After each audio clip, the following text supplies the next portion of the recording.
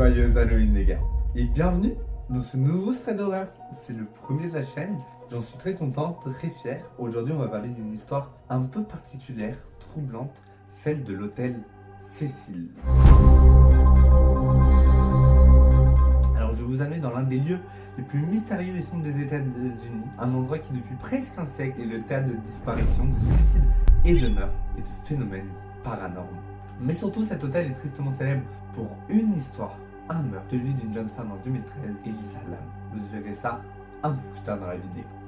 L'hôtel Cecil, un hôtel maudit. L'hôtel Cecil ouvre ses portes en 1927 en plein cœur de Los Angeles. À l'époque c'était un hôtel luxueux, un symbole du glamour de la ville, mais très vite les choses tournent mal. Et le Cecil devient un lieu maudit, une sorte de point de convergence des énergies les plus sombres. Dans les années 1930, les premiers suicides commencent. L'un des plus connus est celui de Pauline Auton en 1962. Après une dispute avec son mari, elle se jette du 9e étage de l'hôtel. Mais c'est pas tout. En même temps, quand elle tombe, elle emporte quelqu'un d'autre dans sa mort. Effectivement, elle tombe sur un passant, George Giannini, qui se trouvait en dessous d'elle. Ils meurent tous les deux sur le coup.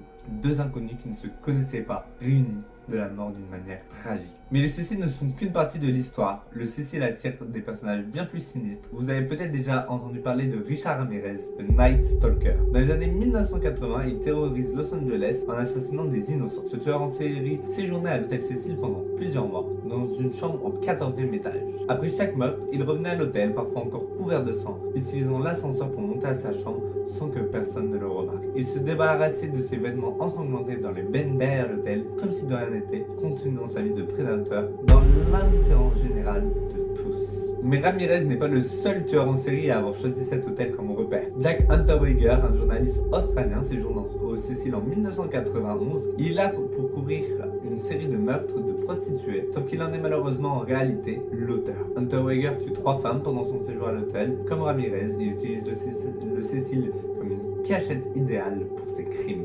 Et ce n'est pas tout. D'autres décès mystérieux ont eu lieu, comme une femme retrouvée dans sa chambre en 1947, morte empoisonnée. Ou encore une overdose dans les années 60. L'hôtel semble attirer la mort. Comme un aimant à tragédie, certains disent que c'est le quartier lui-même, surnommé Cairo, qui serait à l'origine de cette atmosphère macabre. D'autres pensent que c'est l'hôtel qui est maudit, qu'une présence maléfique y réside. Et maintenant, venons-en à l'histoire la plus troublante de toutes, la disparition d'Elisa Lam.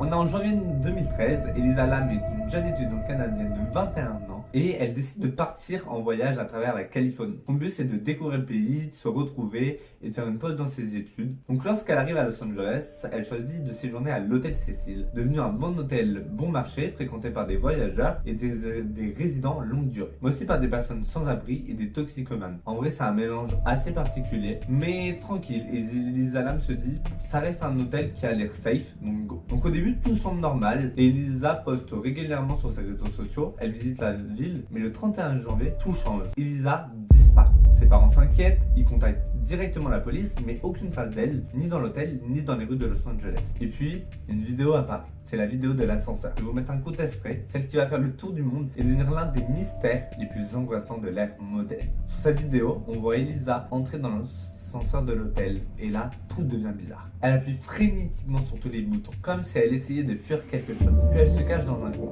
regarde à l'extérieur comme si quelqu'un ou quelque chose la poursuivait. Elle sort ensuite dans l'ascenseur, mais elle fait des gestes étranges avec ses mains, comme si elle communiquait avec une présence invisible. Ce comportement, il est inexplicable, certains pensent qu'elle n'était pas toute seule ou sous influence de drogue, d'autres pensent qu'elle souffrait tout simplement d'un épisode psychotique, mais ce n'est pas tout. Beaucoup de gens pensent que c'est un élément surnaturel. La vidéo elle dure 4 longues minutes et pendant tout ce temps, l'ascenseur reste ouvert, ce qui n'est pas normal. On dirait que l'ascenseur lui-même, il est figé dans le temps et il refuse de se fermer, comme s'il était contrôlé par une force mystérieuse. Cette vidéo elle glace le sang et personne n'a d'explication claire par rapport à la vidéo. Je vous mets effectivement la vidéo entière dans la description. 2 semaines passent et toujours aucune trace d'Elisa, jusqu'à ce que les résidents de l'hôtel commencent à se plaindre de l'eau. Elle est sombre, elle a un métallique, quelque chose ne va pas. Je pense que vous l'avez déjà tous deviné. Un employé monte alors sur le toit pour vérifier les réservoirs d'eau, et c'est là qu'il fait la découverte la plus macabre. Le corps d'Elisa flotte dans l'un des réservoirs. Mais comment est-ce possible? Comment est-elle arrivée là? Ces réservoirs, ils sont grands, ils sont lourds, ils sont difficiles d'accès. Il faut une échelle pour y grimper. Et les couvercles sont en métal massif. Pourtant, aucune trace de lutte. La police conclut à un accident.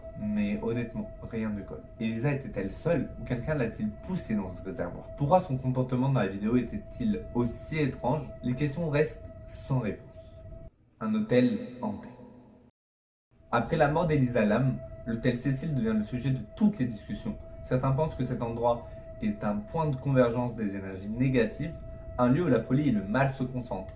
L'hôtel est connu pour être l'un des endroits les plus hantés de Los Angeles. Les clients et les employés eux-mêmes parlent de visions de fantômes, de bruits inexplicables dans ses couloirs et de silhouettes sombres apparaissant la nuit. Des chasseurs de fantômes sont venus, équipés de détecteurs d'énergie et de caméras thermiques. Ils rapportent des phénomènes étranges, des voix enregistrées sur leur appareil, des objets qui se déplacent tout seuls et des pics d'énergie électromagnétique inexplicables. Pour beaucoup, cet hôtel est un lieu maudit, un endroit où l'horreur et le surnaturel se mélangent. Et comme si cela ne suffisait pas, l'histoire d'Elisa rappelle étrangement le scénario d'un film d'horreur japonais de 2002, Dark Water. Dans ce film, une mère et sa fille emménagent dans un appartement où l'eau devient de plus en plus sombre et sale. À la fin, elle découvre un corps se trouvant dans le réservoir d'eau de l'immeuble. Une coïncidence troublante, non? Que s'est-il vraiment passé à l'hôtel Cecil? Est-ce un simple accident, un meurtre ou l'œuvre de quelque chose de plus mystérieux? Certains vont y croire, certains non. L'affaire reste un mystère non résolu. Alors une chose est sûre, moi je n'irai jamais y passer la nuit. Et vous, est-ce que vous oseriez dormir à l'hôtel Cecil? Faites-moi savoir en commentaire et d'ici là, dormez bien, si vous le pouvez. Après, pour vous rassurer, suite au Covid, l'hôtel a dû fermer ses portes et je pense pour le bien de tous. Merci.